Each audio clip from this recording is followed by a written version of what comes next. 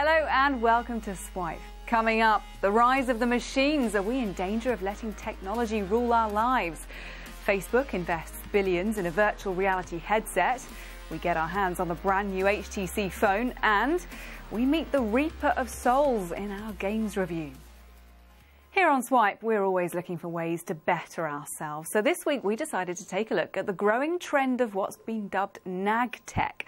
I'm talking about all those gadgets that tell you what to do, how to do it, and when to do it. It sounds great, but come on, do we really want to be bossed around by gizmos? I've been to meet one man who swears by them. Forget going to the major electronics shows. If you want to see the latest in gadgets and wearable tech, a trip to Kieran's house might be just as insightful. Every day, his various devices keep him in check by tracking his weight, body fat, exercise, diet, calories, sleep. There's even one to make sure he's standing up straight. So when I lean forward or I slouch, it will vibrate in my back and give me a warning or an alert to sit up straight or stand up straight to correct my posture. We can see that right here. A trend in these nag tech devices, so cool because they tell us what to do, is growing. And what is it about being nagged that you like so much? You know, I think having a reminder. I think we'd all secretly like to have a life coach. We like to have someone sort of on our shoulder. Things that help us improve with using other people's knowledge. I think that's the one thing these devices do. They give you more knowledge. So what kinds of knowledge are we getting? Well, there's the Happy Fork, released last year, which tells you if you're eating too quickly by vibrating and flashing. There's a smart toothbrush that makes sure you're cleaning your teeth properly. And you might have seen this. It's called Mother. It basically monitors your life via sensors, giving you all kinds of notifications, from when to take your vitamins to warning when you're about to run out of coffee. But surely the success of nag tech has to depend on how much you really want it. If you've ever had your boss micromanage you, or your mother's ever told you to put on a coat because it's cold outside, and you feel that reaction of, don't tell me what to do, when your freedom feels a little bit threatened, that sensation is called reactance. And interestingly enough, our gadgets can inflict the same response. If you're already feeling reactance, wait till you hear what the future looks like when clever tech starts to change us physically. Where it gets really interesting is by about 2030, 2035, we start to replace, by choice, perfectly good biological organs and parts with electronic technology. So imagine, for example, being able to download a new skill over the network, download a new language because you need it because you're traveling. Maybe you swap out a perfectly good eye for an artificial eye that gives you zoom vision. So by then, maybe Kieran won't need any of his gadgets. He could have details downloaded directly to his brain. But I get the feeling he might actually miss all that nagging. Gemma Morris, Sky News. You're watching Swipe. Coming up, is the latest HTC better than an iPhone? We take a look at the brand new handset.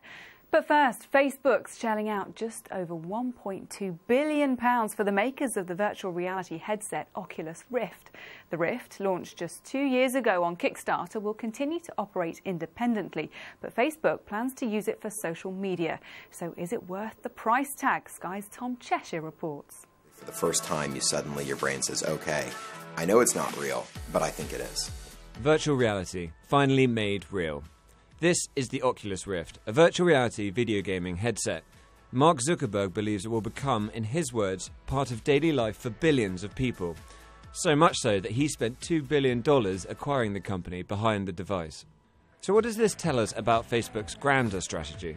People have been dreaming of virtual reality for decades, but previous devices have failed to deliver. What's different now?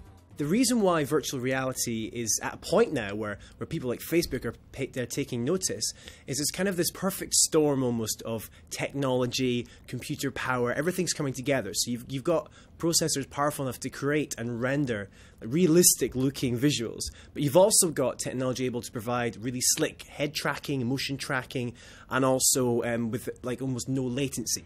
So what does this tell us about Facebook's grander strategy?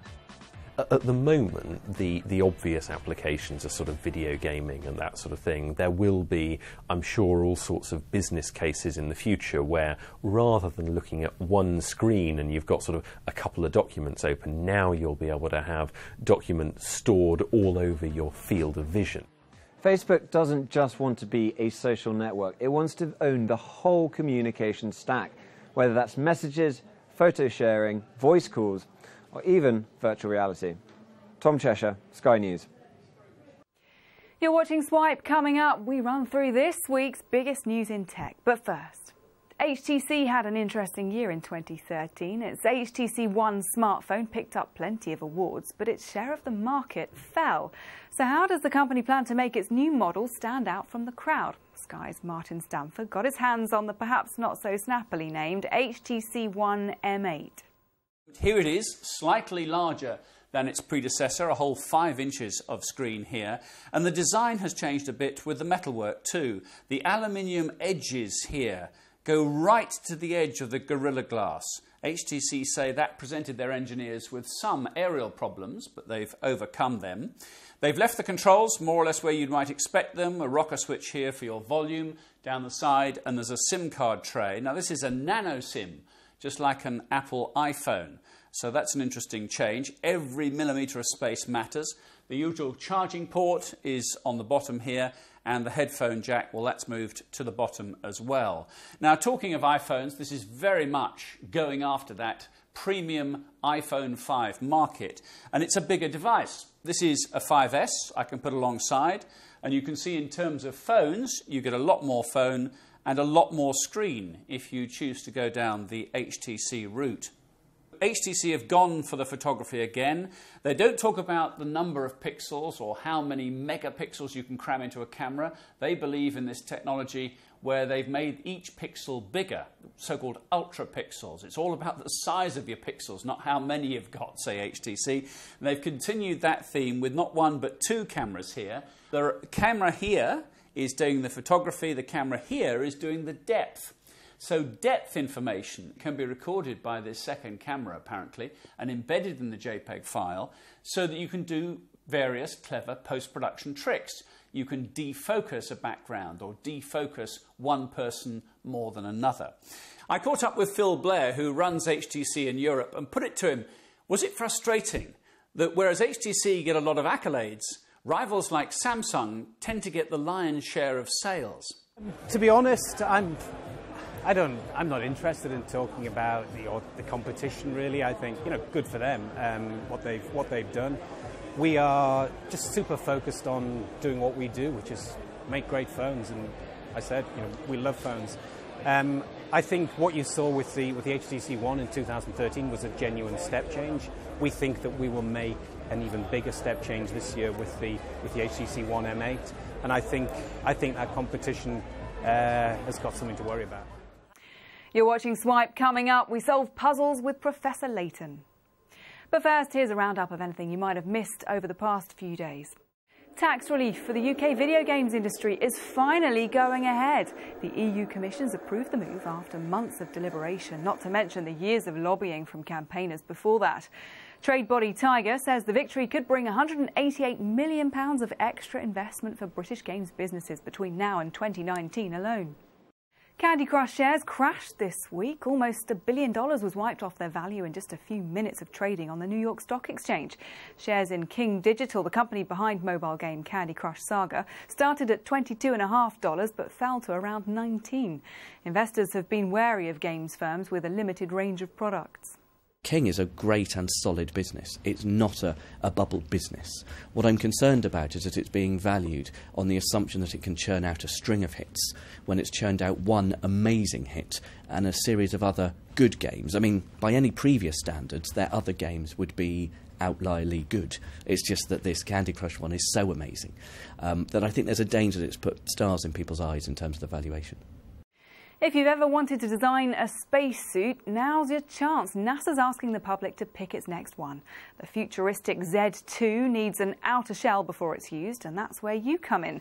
There are 3 designs to pick from: biomimicry, technology, and trends in society. You can cast your vote online. A company founded by a wanted cyber fugitive is being listed on the New Zealand Stock Exchange with an estimated value of more than £100 million. Internet file storage company Mega Limited was created by Kim.com, the founder of now-closed Mega Upload. Mr.com was arrested with 3 others in 2012 for online piracy, money laundering and racketeering. Google Glass could be about to go mainstream. It's signed a deal with the people behind Oakley and Ray-Ban. So instead of looking maybe a little bit creepy, a computer on your eye could become a fashion statement. At the moment, we don't know when the frames will go on sale, but it's promising avant-garde designs. And staying with Google, the tech giant's taken the top spot in this year's T3 Hot 100 list. It's been recognised for being ever present in our lives and also at the forefront of wearable tech with Google Glass. The new HTC One M8 is the highest ranking product on the wish list. It's a great time for gaming at the moment, with new titles coming out almost every day. It'd take far too long for us to critique all of them, so we managed to recruit Luke Kamali to take us through just a few.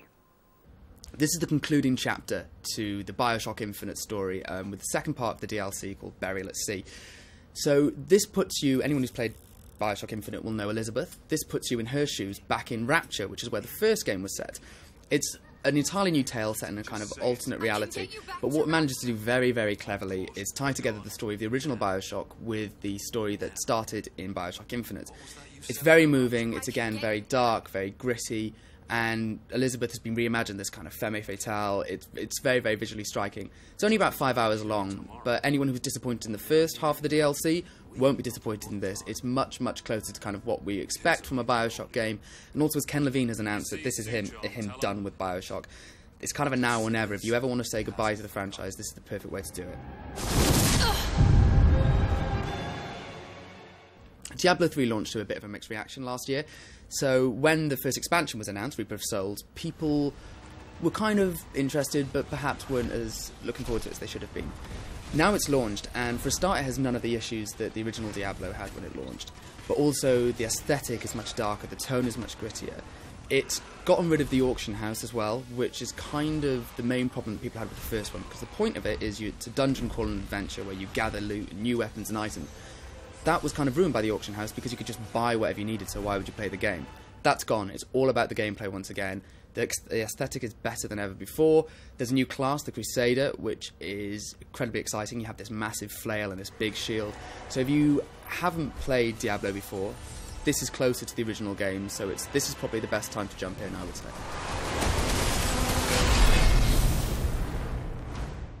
So Fez has been out for a long while on other platforms, including Xbox and PC, but it's finally come to PlayStation platforms, so that's PS Vita, PS3 and PS4.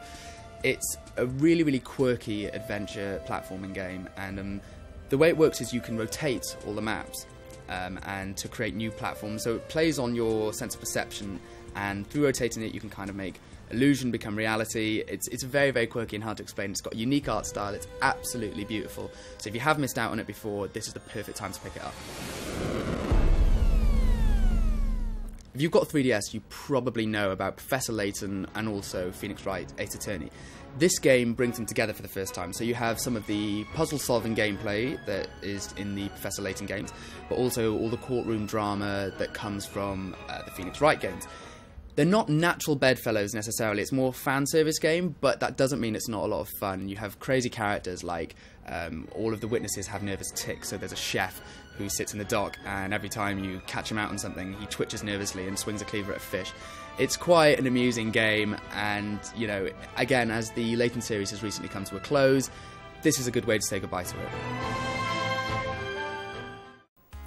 That's it for this week. Remember, you can catch up with the breaking tech stories all week on Sky News for iPad, our smartphone apps and skynews.com. Bye-bye.